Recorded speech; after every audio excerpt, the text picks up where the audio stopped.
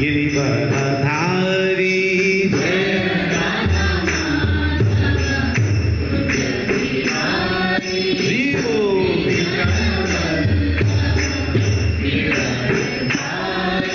जय राधा माधव कुंज बिहारी गोपी जन वल्लभा गिरिवरधारी जय राधा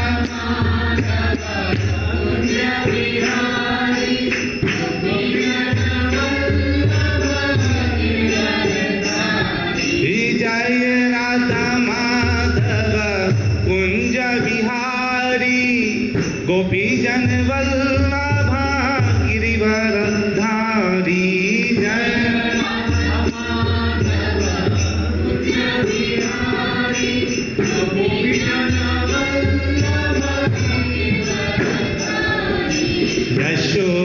यशोदानंदन व्रज जन रंजना यमुना तीरावनचारी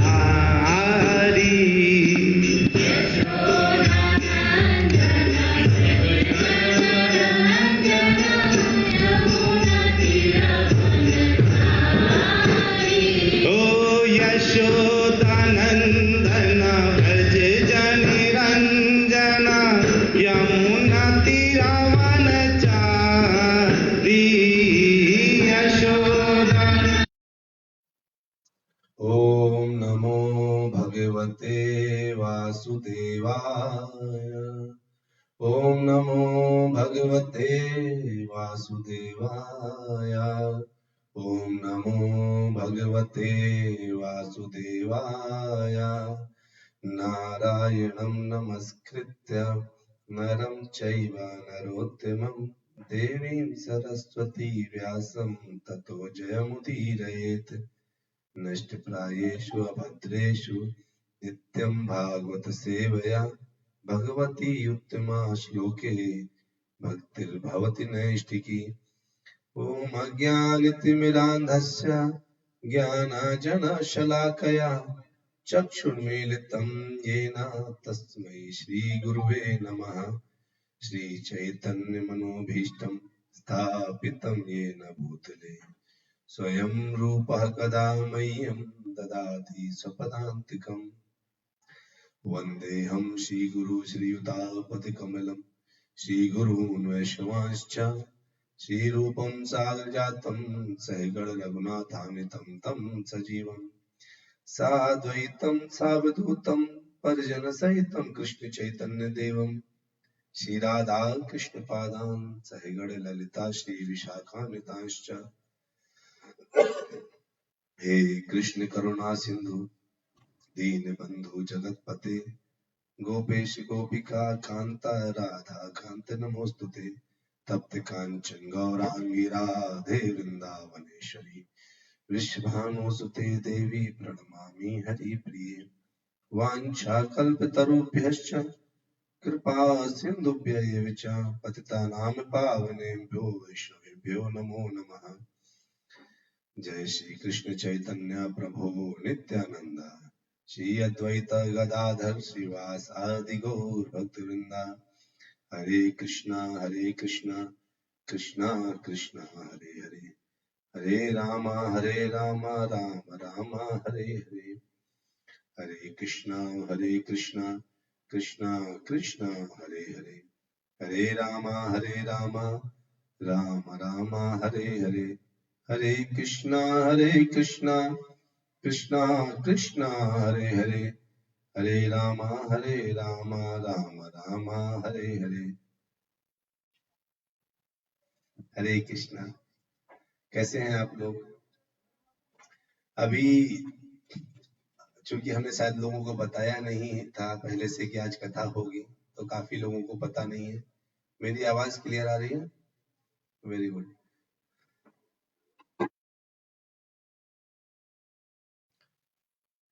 थोड़ा सा गला आज भी लगा ही हुआ है, उसके लिए क्षमा कीजिएगा।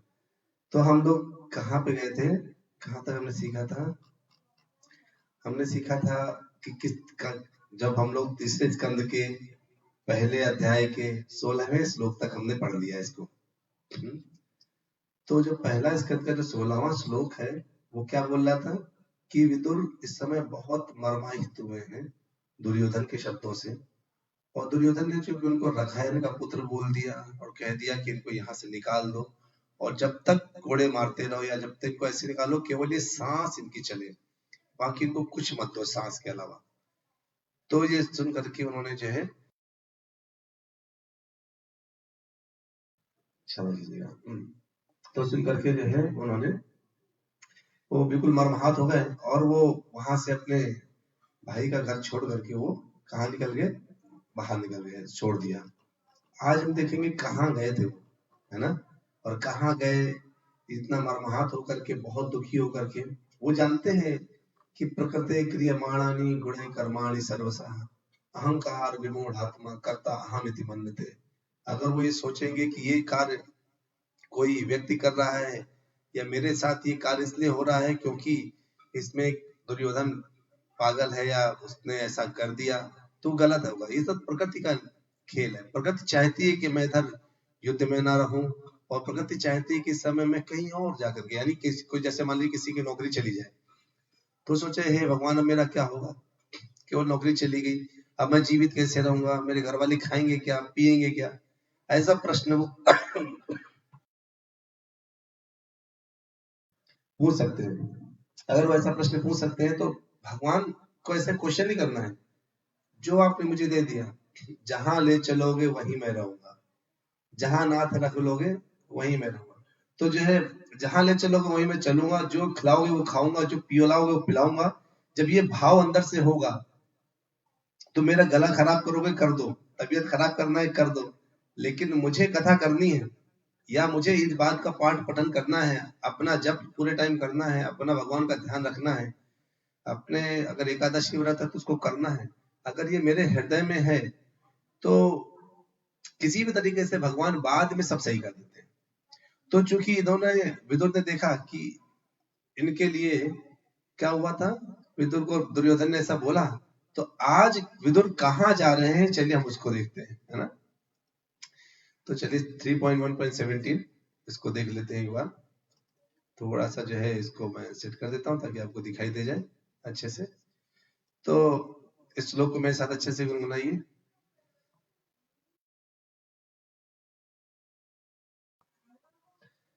निर्गतः कौरव पुण्य लब्धो गजाह्यातीर्थ पदानि अन्वाकृमत्पुण्य चिकीर्षयोर्याम् अधिष्ठितो यानि सहस्त्रमूर्तिः। सह वह निर्गतः छोड़ने के बाद कौरव कुरुवंश पुण्य लब्धा प्राप्त किया हुआ गज आर्यात हस्तिनापुर से तीर्थ पदा भगवान की पदानी तीर्थ यात्राओं की अन्वाक्रमत शरण ली पुण्य चिकीर्षा ऐसी इच्छा करते हुए ऊर्याम उच्च कोट की अधिष्ठिता स्थित, यानी वे सभी सहस्त्र से हजारों मूर्ति स्वरूप। कहते हैं अपने पुण्य के द्वारा विदुर ने पुण्यात्मा कौरवों के सारे लाभ प्राप्त किए। उन्होंने हस्तिनापुर छोड़ने के बाद अनेक तीर्थ स्थानों की शरण ग्रहण की जो कि भगवान के चरण कमल है। उच्च कोट का पवित्र जीवन पाने की इच्छा से उन्होंने उस पवित्र स्थानों की यात्रा की जहां भगवान के हजारों दिव्य रूप स्थित हैं। तो जो है विवरानी माता जी पूछ रही कैसे हैं आप। माता जी अभी मैं पूरा स्वस्थ नहीं हूँ, लेकिन 2 दिन कथा नहीं हुई तो मुझे आनंद नहीं आ रहा था। मुझे लगा कि कथा होनी चाहिए, इसलिए हम आज कथा करेंगे। राधा माता जी ने मुझे कुछ आसन बताए और प्राणायाम बताया तो मैं वो करा हूँ, और साथ में कई भक्तों ने कुछ बताया है। उनको जैसे किसी ने बोला कि आप अदरक के रस को शहद में पीजिए, किसी ने कहा आदि, तो थोड़ा सा प्रयास किए हैं तो ठीक है। और मैं थोड़ा सा डॉक्टर से बच के रहना चाहता हूँ। डॉक्टर लोग क्या करते हैं कि बिल्कुल सारा खून पी लेते हैं। तो जो है कहते हैं कि तो कहते हैं हुआ क्या, वो पूछ रहे हैं वो तो मतलब क्या किया विदुर जी ने। विदुर ने अपने पुण्य के द्वारा क्या किया, कौरव, देखिए अगर कोई कौरव वंश में जन्म हो गया किसी भी तरीके से, अगर कौरव वंश में जन्म हुआ तो उसने मतलब पुण्य कर्म किए होंगे, है ना। तो प्रभुपाद जी कहते हैं अपने तात्पर्य में कि अगर कोई वो जो पूर्णिमा जो कि बहुत ऐश्वर्य जगह पैदा होता है, उच्च विद्वान हो जाता है, बहुत सुंदर होता है, उसके अपने पुण्य कर्मों के वजह से ही होता है। अगर कोई ये सोचे कि अभी उसने कुछ बहुत अच्छा काम कर दिया तो ये सही नहीं है। कोई अगर सुंदर है तो अपनी सुंदरता में गुमान मत करिए, क्योंकि ये गुमान इसलिए नहीं करना चाहिए। क्यों? क्योंकि वो गुमान भगवान के द्वारा दिया गया आपको पुण्य कर्म की वजह से है ना। जब राधा रानी को गुमान हुआ तो मैंने एक बार सुनाया था आप लोगों को, राधा रानी को गुमान हुआ था तो भगवान ने कहा था, तुम्हें गुमा है जो अपने ऊपर बसे हैं तुम्हें गुमान बनकर। तो आप पर गुमान बन करके भी भगवान ही बसे हुए हैं। तो अपने ऊपर अगर बहुत अच्छे जगह से जन्म हो गया जहाँ काफी पैसा है और आप काफी विद्वान हैं, इन सब को लेकर के आपको गुमान नहीं करना चाहिए। लेकिन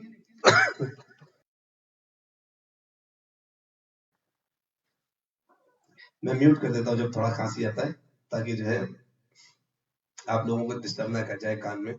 तो कहते हैं किंतु भगवान की कृपा पाने के लिए क्या है, हमें कुछ भी अच्छा सुंदरता मिला है तो सुंदरता से भगवान को रिझाना है। और जो है अगर हम विद्वान है तो उस विद्वानता से भगवान का प्रचार प्रसार करना है। अगर हमारे पास पैसा है तो भगवान के नाम पर डोनेट करना है, गैयों के नाम पर डोनेट करना है ना। हमें ये सब चीजें जो है ना भगवान के लिए करनी है।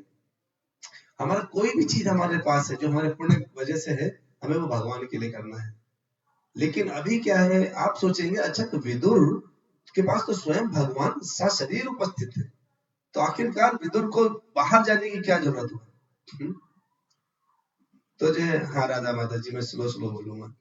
तो जो है कहते हैं कि विदुर जी, विदुर आप सोच सकते हैं चीज कि विदुर जी को ऐसा क्या बाहर जाना था, उनके घर में तो तीर्थ स्वयं भगवान है। अगर भगवान है तो जो है तो उनको भगवान को छोड़कर तीर्थ यात्रा कर देंगे। तो कहा जाता है जो तीर्थ जाते हैं ना वो पवित्र हो जाते हैं। क्यों पवित्र हो जाते हैं? क्योंकि वहां साधु संत लगातार भगवान के नाम का गुणगान करते हैं। हरे कृष्णा कहीं ये चलेगा, कहीं राम राम चलेगा, कहीं कृष्ण कृष्ण चलेगा। तो वो जो तीर्थ है ना, वो सारे तीर्थ क्या है, भगवान के नाम से बिल्कुल वो हो जाते हैं, पवित्र हो जाते हैं। उन तीर्थों की वजह से वो तीर्थ पवित्र होते हैं, साथ में भगवान का नाम लिया जाता है। तो वहां बहुत ज्यादा फल देने वाली वस्तु है, जैसे भगवान से यानी आध्यात्मिक क्षेत्र में आगे बढ़ने के लिए बहुत कुछ प्राप्त हो जाता है। इसलिए पहले वहां तो विदुर सोचते हैं कि वो उतने अभी पवित्र नहीं है कि स्वयं भगवान कृष्ण को डायरेक्टली अप्रोच कर सके। समझ में आया? तो जब हम पवित्र होते हैं ना तो बात दूसरी है, लेकिन हम अभी इतने पवित्र नहीं है कि हम कहते हैं हे भगवान तुम दर्शन दो, हे भगवान तुम दर्शन दो, कब दर्शन दोगे। नाना प्रकार के गाने बने हैं, लेकिन जो है भगवान दर्शन क्यों देंगे? आप में उतनी पवित्रता है क्या? अरे नहीं, पवित्रता नहीं है, बहुत कलुषता है ना। इतनी कलुषता है कि विषय, इतना विषय भरा हुआ है कि हम लोग उसमें डूबे हुए हैं। और उस कलुषता की वजह से हमें भगवान के दर्शन डायरेक्टली नहीं हो सकते। अरे जब आप गंदे होते हैं तो पिता गोद में नहीं लेता ना, माँ साफ करती है। अगर हमारा शरीर, बच्चों का शरीर गंदा होता है तो पिता कभी उसको छुएगा नहीं। पिता कहता है अपनी पत्नी से, सुनो इसको जरा साफ कर दो, तो पत्नी साफ करती है। तब जब सुंदर हो जाता है, साफ सुथरा होता है, तब उसको अपनी गोद में पिता खिलाता है। तो जो है कहते हैं उस समय यद्यपि भगवान कृष्ण सदैव जगत में थे, लेकिन तब भी वो उनके पास डायरेक्टली नहीं गए, क्योंकि वो अपने आप को पूरा पवित्र नहीं मानते हैं, है ना। तो कहते हैं कि भगवान किसको किसको मुक्त कर सकते हैं, कैसे मुक्त कर सकते हैं? सबको। जो भगवान के पास जाता है, चाहे वो कितना भी अधम क्यों ना हो। 7.28 भगवद गीता में एक श्लोक आता है, येषां त्वन्तगतं पापं जनानां पुण्यकर्मणां ते द्वन्द्वमोह निर्मुक्ता भजन्ते माम दृढ़व्रता। अरे अगर आप भगवान को दृढ़ वृत्त होकर के भजेंगे ना तो आप द्वंद्व से मुक्त हो जाएंगे। ये करो कि नहीं करो। और भगवान को जब हंसते हैं तो भगवान क्या करते हैं, आपको पूर्ण शुद्ध कर देते हैं। तो कहते हैं कि कंस और जरासंध जैसे पापी असुर व्यक्ति सोच ही नहीं सकते कि कृष्ण पूर्ण पुरुषोत्तम भगवान अर्थात परम सत्य है। यानी कोई ऐसा व्यक्ति जो अशुद्ध है वो शुद्ध को नहीं जान सकता। जो मांसाहारी है वो कभी समझ नहीं सकता कि प्रसाद प्राप्त करने में क्या आनंद आता है, केवल प्रसाद प्राप्त करने में। एक संत है, वो एक के घर में गए, उन्होंने बोला कि मैं आपको प्रसाद खिलाना चाहता हूँ, खाना खिलाना चाहता हूँ। संत ने बोला हम तो केवल प्रसाद खाते हैं। कहता हम आपको प्रसाद ही बनाएंगे, साफ सुथरा बनाएंगे। उन्होंने, भक्त ने प्रसाद, भक्त क्या, वो एक नॉर्मल आदमी, बोली अभी भक्त नहीं है वो, ऐसे प्रसाद बनाया और बिना भगवान को भोग लगाए उनको दे दिया। उन्होंने पूछा आपने भगवान को तो भोग लगाया है ना? कहते हैं हाँ हाँ लगा दिया है, आप चिंता न करिए। जैसे ही उन्होंने एक चम्मच मुंह में डाला, उनका ये भगवान का भोग नहीं है, ये भगवान का भोग नहीं है। अगर ये भगवान का भोग होता तो इसमें एक अलग स्वाद होता। क्योंकि भगवान जब भोग लगाते हैं ना तो उसमें स्वाद डाल देते हैं। तो जो भक्त होता है ना, जो केवल प्रसाद प्राप्त करता है, वो पता लगा लेता है कि इस खाने में प्रसाद है कि नहीं है। तो जो है हमारा कोई भी, एक बात ध्यान रखिए, जो शुद्ध भक्त है ना उसको हर सिद्धांत, जैसे पहले वो अपने कर्म योग, यानी कर्म करे वो भी योग के लिए। आप कोई भी कर्म करिए, किसके लिए? योग के लिए। ज्ञान प्राप्त करिए योग के लिए। योग मतलब जोड़, जुड़ाव मतलब भगवान से प्रीति। अगर आप ध्यान लगाते हैं तो ध्यान योग करिए, योग के लिए ध्यान करिए। अगर भगवान की भक्ति करना चाहते हैं, सेवा करना चाहते हैं, तो भक्तों का संग करिए। क्योंकि भक्तों की संगत से ही संपूर्ण भक्ति प्राप्त की जा सकती है। श्यान महत सेवया विप्रा पुण्य तीर्थ निषेवणात्। कहते हैं इस जीवन में, काल में भगवान की संगत की जा सकती है, अगर इसी जीवन काल में अगर हम भक्तों की संगत कर लें तो। ये हमारा जो है ये सबसे महत्वपूर्ण विषय है। केवल क्या है, जैसे आप डेली भागवत कथा सुनते हैं, आधे घंटे की कथा सुनते हैं, आप किसका संग कर रहे हैं? प्रभुपाद का संग कर रहे हैं। प्रभुपाद जी के व्याख्याओं को मैं आपको बताता हूँ, आचार्यों की बातों को बताता हूँ, आप उनका संग कर रहे हैं बैठ करके, उन वैष्णव का संग। क्योंकि प्रभुपाद जी ने कहा था मैं अपनी किताबों में जीवित रहूंगा, अपनी पुस्तकों में जीवित रहूंगा। तो उन्होंने बोला यानी हम उनका संग कर रहे हैं इस समय। और भक्तों का संग करने से क्या मिलेगा? पुण्य मिलेगा, यहाँ से भगवान से योग मिलेगा, है ना? तो जो है आज आपको उतनी ऊर्जा नहीं लग रही होगी मेरी कथा में, क्योंकि मैं ज्यादा तेज बोलूंगा तो मुझे खांसी आने लगेगी, इसलिए मैं बहुत धीरे धीरे बोल रहा हूँ। बस मैं आपके पास तत्व पहुंचाना चाहता हूँ, ताकि आपको तत्व मिल जाए और हमारी कथा छूटे नहीं। कहते हैं कि प्रभा जी कहते हैं तीर्थ स्थान ना पूरे ब्रह्मांड में फैले हुए हैं और हर जगह भगवान की भक्ति होती है। लेकिन अगर हम केवल तीर्थ स्थान पूरे ब्रह्मांड में फैले और सोचे केवल हम तीर्थ जाकर के ही शुद्ध हो जाएंगे, हाँ शुद्धता मिलेगी, जब आप तीर्थ जाएंगे तो शुद्धता मिलेगी, लेकिन संतुष्टि नहीं मिलेगी। भक्ति की संतुष्टि मिलती महात्माओं से मिलने में, उनसे बातें करने में, उनको समझने, क्योंकि महात्मा है जो आपको बताएंगे जो ये विग्रह रखे हैं ना मंदिरों में, ये क्या है? ये साधारण मूर्ति नहीं है, ये स्वयं भगवान है। भगवान कलयुग में अपने विग्रह रूप में विग्रह अवतार में आते हैं, जिनको हम जो है हम उनको अपनी आंखों से देख सकते हैं, महसूस कर सकते हैं, हम जो है उनके बारे में सुन सकते हैं उन आचार्यों से। अगर कई लोग केवल जाते हैं और जो है विभा रानी माता जी कह रही लौंग मुंह में रखिए, माता जी भी बोला आपको सही बोला, देखिए मैं आपको दिखाता हूँ, ये लौंग मैं अपने मुंह में रखे रहता हूँ, आपने आदेश दिया है तो उसको मैं तुरंत मुंह में डाल लेता हूँ। वो बगल में रखा रहे माता जी। आप लोग कितना चिंता कर रहे हैं उसके लिए बहुत बहुत धन्यवाद। तो कहते हैं हम उस कहते हैं कि हम जब भगवान के लिए जब कानों से आंखों से उनके बारे में सुन सकते हैं, भगवान के उन विग्रहों के बारे में, तीर्थों के बारे में आचार्यों से सुनते हैं ना, तो हमें पता चलता है हम तीर्थ में हैं। कई लोग वृंदावन जाते हैं, एक नॉर्मल शहर की तरह घूम के आ जाते हैं और घूम करके आते हैं और वो सोचते जैसे कहीं घूम के आ गए और उनको जो है कुछ समझ नहीं आता। वो कहते हैं बस गए और बस हाँ तीर्थ हुआ, वृंदावन हुआ, अच्छा क्या देखा? अरे ये देखा वो देखा, अच्छा क्या महसूस किया, क्या भगवान वहां आपको दिखाई दिए? भगवान तो नहीं दिखे। जिसने ये बोल दिया भगवान नहीं दिखे मतलब वो वृंदावन नहीं गया। और वृंदावन में भगवान कैसे दिखेंगे? जब जो है आप भगवान को देखना चाहेंगे तो दिखेंगे, क्योंकि भगवान तो वहां जगह जगह पर है, जगह जगह पर भगवान है अपने अर्चा विग्रहों के रूप में। कोई वहां जाकर भी बोले मुझे भगवान नहीं दिखे, तो भगवान दुनिया में कहीं नहीं दिखने वाले। तो यही है। निधि माता जी कह रही पिकनिक मनाने जाते हैं। सही बात माता जी, कई लोग वृंदावन जाते हैं पिकनिक मनाने के लिए। मैं थोड़ा बैठा था, मैं वृंदावन में रहता हूँ तो मैं किसी के विषय में कोई गलत नहीं बोलता, लेकिन मैं वृंदावन गया था तो एक उसमें एक भक्तगण आए थे और इस्कॉन के सामने से मैं भी ऑटो में बैठा, ऑटो क्या ई रिक्शा होता है उसमें बैठा, वो भी बैठे थे। वो कहते हैं अरे इस्कॉन वाले लोग ना बड़े बेकार होते हैं, केवल पैसा कमाने के लिए सारे काम करते हैं।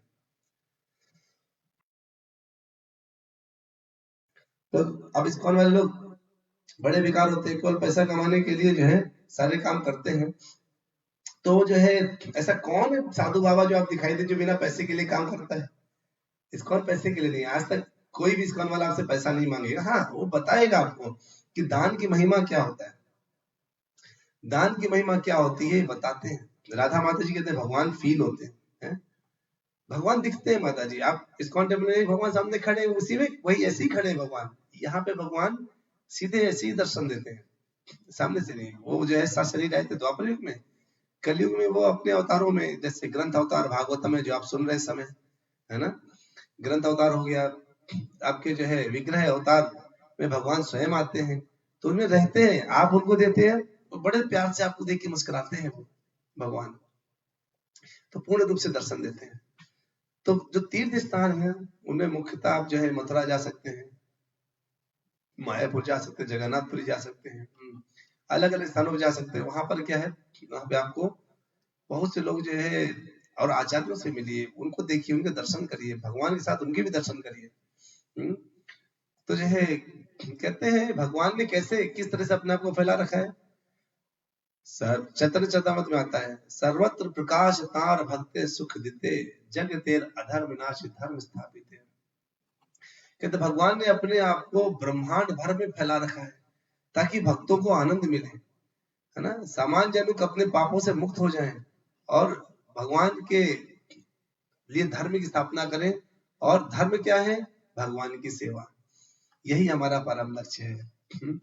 तो विदुर महाराज इस समय इसलिए भटक रहे हैं, चले गए। उन्होंने ये नहीं सोचा कि मैं अब मुझे बहुत दुख मिल गया है, इसने मुझे ऐसा बोल दिया है, बदला लेने की कोई भावना नहीं थी कि दुर्योधन ने ऐसे बोला तुम्हारा सर्वनाश हो जाए, न श्राप दिया न बदला लिया। अगर आपको कोई बोले निकल जाओ मेरे घर से, तो आप उसके लिए बदला लेने की भावना पैदा हो जाएगी तुरंत ही। अगर आपको कोई एक थप्पड़ मार देगा तो आप उसको बदला लेने की भावना पैदा हो जाएगी। अगर कोई हमें गलत शब्द बोल देगा ना, तो हम भी उसको गलत शब्द बोल, जब तक बोल नहीं देंगे ना तब तक अंदर से आत्म संतुष्टि नहीं मिलेगी। कोई बोले तुमने क्यों बोल दिया, इसलिए बोल दिया ताकि अंदर से मुझे भी मेरा मन भारी भारीता हल्का हो जाए। कई लोग केवल इसलिए उल्टा सीधा बोल देते सामने वाले को ताकि हल्के हो जाए। विदुर हल्के नहीं होना चाहते थे, ऐसे उल्टा सीधा बोल सकते दुर्योधन को, अरे मूर्ख दुर्योधन तू अपना सर्वनाश करना चाह रहा है, तुझसे बड़ा महामूर्ख दुनिया में कोई नहीं है, तुझे पता नहीं स्वयं कृष्ण आए हैं इस समय संदेश प्रस्ताव लेकर के, और तू इस प्रकार से लगातार केवल इनका अपमान पे अपमान किया जा रहा है, तेरा विध्वंस निश्चित है, विनाश निश्चित है, जा मैं तुझे श्राप देता हूँ कि तू अगले जन्म में चूहा बन जा। विदुर बोल सकते थे, उन्होंने नहीं बोला ऐसा, है ना। उन्होंने केवल और केवल ये सोचा कि ये तो प्रकृति का नियम है, प्रकृति का कानून है, सब प्रकृति मुझे चाहती है कि मैं यहाँ से जाऊं और भगवान की सेवा करूं। अगर आपका सब कुछ छूट रहा है मतलब भगवान आप पर दया कर रहे हैं। अगर आपको कुछ मिल रहा है तो दया है ही है। चलो अगर आपको नौकरी अच्छी मिल गई,